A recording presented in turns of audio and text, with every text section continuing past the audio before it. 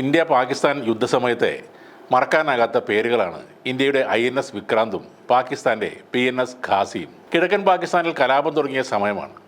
ബംഗ്ലാദേശ് എന്ന രാജ്യം വേണമെന്ന ആവശ്യം ഉയർന്നു വരുന്നു.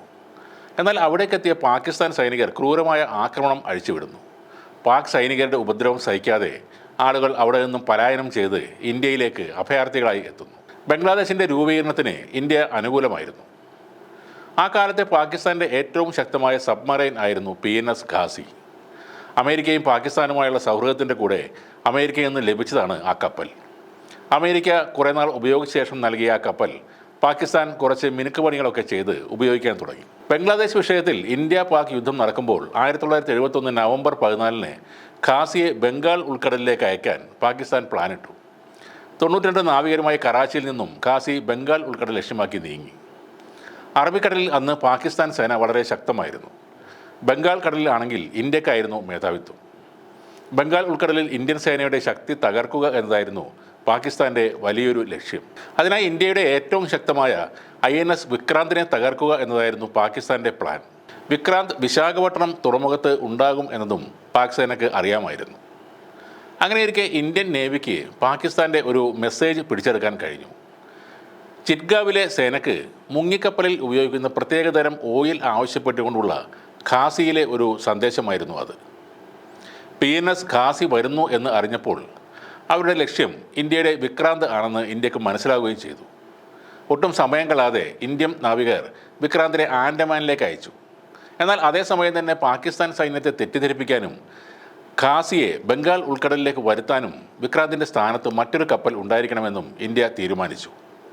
അങ്ങനെയാണ് INS രാജ്പുത്തിനെ വിശാഖപട്ടണത്തേക്ക് എത്തിക്കുന്നത്. അതായത് വിക്രാന്ത് എന്ന വമ്പനെ രക്ഷിക്കാൻ വേണ്ടി രാജ്പുത്ത് എന്ന കപ്പലിനെ ബലി കൊടുക്കാൻ വരെ സൈന്യം തയ്യാറായി. രാജ്പുത്തിൻ്റെ ക്യാപ്റ്റൻ ഇന്ദർ സിംഗ് ആയിരുന്നു. പാകിസ്ഥാൻ നാവികരെ തെറ്റിദ്ധരിപ്പിക്കാനായി രാജ്പുത്തിൽ നിന്നും പല സന്ദേശങ്ങളും മനഃപൂർവ്വം നേവി ലീക്ക് ചെയ്തുകൊണ്ടിരുന്നു. എന്നാൽ ഈ സന്ദേശങ്ങൾ ലഭിക്കുന്നത് വിക്രാന്തിൽ നിന്നാണെന്ന് കരുതി ഖാസിയും മുന്നോട്ട് തന്നെ വന്നുകൊണ്ടിരുന്നു. 1971 നവംബർ 27 അവർ വിശാഖപട്ടണത്ത് എത്തി. വിക്രാന്തിനെ തകർക്കാൻ വഴിയിൽ അവർ മൈൻസൊക്കെ സ്ഥാപിച്ച് രാജ്പുത്തിൻ്റെ അടുത്തേക്ക് എത്തിക്കൊണ്ടിരുന്നു.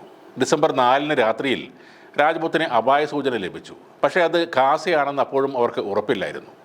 എങ്കിലും തിരിച്ചടിക്കുക എന്നത് തന്നെയായിരുന്നു ഏക പോംവഴി. തുടർന്ന് 2 സ്ഫോടനങ്ങൾ നടത്തി ഖാസിയെ തകർത്ത് കളഞ്ഞു എന്നാണ് ഇന്ത്യൻ നാവികർ നൽകുന്ന വിവരം. എന്നാൽ സ്വന്തം തകരാറ് കൊണ്ടായിരുന്നു ഖാസി തകർന്നതെന്നാണ് പാകിസ്ഥാൻ്റെ വാദം. വിക്രാന്തിനെ തകർക്കാൻ വെച്ച മൈൻ കാരണമാകാം ഖാസി തകർന്നത് എന്നും പറയുന്നുണ്ട്. ഇന്നും അതിൻ്റെ അവശിഷ്ടങ്ങൾ ബംഗാൾ ഉൾക്കടലിലുണ്ട് എന്നാണ് വിവരം. അമേരിക്കയും റഷ്യയും അവരുടെ സ്വന്തം ചെലവിൽ PNS ഖാസിയെ വീണ്ടെടുക്കാൻ തയ്യാറായി വന്നു. എന്നാൽ ഖാസി വിശാഖപട്ടണത്തെ കടൽത്തട്ടിൽ അങ്ങനെ തന്നെ മുങ്ങിക്കിടക്കട്ടെ എന്ന് ഇന്ത്യയും തീരുമാനിച്ചു. അതിൻ്റെ കാരണം ഇന്നും ആർക്കും അറിയില്ല. PNS ഖാസിയെ തകർത്ത വിവരങ്ങളുള്ള എല്ലാ രേഖകളും ഇന്ത്യൻ നാവികസേന നശിപ്പിച്ചു കളഞ്ഞു. അഡ്മിറൽ N കൃഷ്ണൻ്റെ ആശയമായിരുന്നു PNS ഖാസിയെ ബംഗാൾ ഉൾക്കടലിലേക്ക് കൊണ്ടുവന്ന് അവിടെയിട്ട് തീർക്കുക എന്നത്. ആദ്യം തന്നെ അദ്ദേഹം ചെയ്തത് വിശാഖപട്ടണത്തെ നാവികേന്ദ്രത്തിലേക്ക് ഒരു സന്ദേശം അയക്കുക എന്നതാണ്. ക്യാൻറ്റീനിലും മെസ്സുകളിലും ഭക്ഷണ സാധനങ്ങൾ കൂടുതൽ സൂക്ഷിക്കണം, വിമാനവാഹിനി കപ്പലുകളിൽ ഉപയോഗിക്കുന്ന ചില പ്രത്യേക വസ്തുക്കൾ സ്റ്റോക്ക് ചെയ്യണം എന്നൊക്കെ ആ മെസ്സേജിൽ പറഞ്ഞിരുന്നു. അങ്ങനെ വിശാഖപട്ടണത്ത് ഒരു വിമാനവാഹിനി കപ്പൽ ഉണ്ടെന്ന് പാകിസ്ഥാന് തോന്നുകയും ചെയ്തു. അതോടെ PNS ഖാസി വിശാഖപട്ടണത്തേക്ക് വന്ന് ഇന്ത്യയുടെ കെണിയിൽ വീഴുകയും ചെയ്തു. ആ യുദ്ധത്തിന് ശേഷം ഖാസിയിൽ കുടുങ്ങിക്കിടന്ന പാകിസ്ഥാൻ നാവികരുടെ മൃതദേഹങ്ങൾ സൈനിക ബഹുമതികളോടുകൂടി തന്നെ ഇന്ത്യ പാകിസ്ഥാന് കൈമാറുകയും ചെയ്തു. പാകിസ്ഥാൻ്റെ അഭിമാനമായിരുന്ന PNS ഖാസി കടലിൽ മുങ്ങിത്താഴുമ്പോൾ ഇന്ത്യയുടെ INS വിക്രാന്ത് ആൻഡമാൻ പരിസരത്തെ ഒരു അജ്ഞാത തുറമുഖത്ത് നങ്കൂരമിട്ട് കിടക്കുകയായിരുന്നു.